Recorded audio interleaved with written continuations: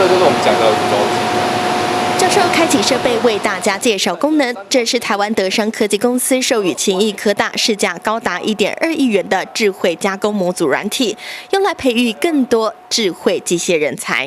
这次跟勤益科大配合，主要的内容是我们德商 OpenMind 所开发的这个高阶的 CAM 软体 HyperMill。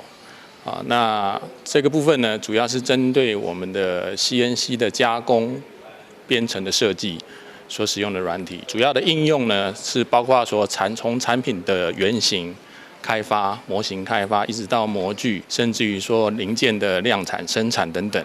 那我们其实在全球的范围呢，有非常多的产业，包括航太、军工、汽机车。到模具各方面。此次授权的 HyperMill 软体系统用于5轴洗削、车洗切削等加工，并整合在单一界面，不必重学语言程式，也能自动化作业，加速工程师的学习时间。我们要加工的工件数上去之后，可是它之间到底要怎么运动才有办法做出我们要的造型？这时候就是靠那个软体了。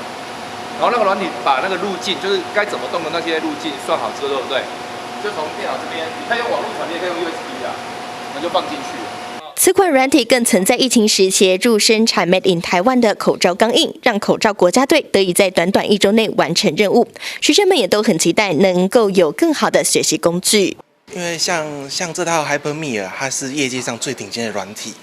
那我们之后大二、大三会有智慧制造这门课，那就会利用它去，不管是进行5轴的加工，还是其他工具机的制造。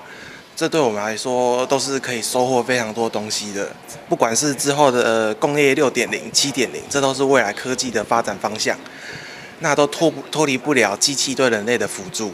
智慧制造人才培养不易，透过产学合作与机具的提升，除了培育相关人才，也为台湾工技居还有机械产业开拓了更多机会。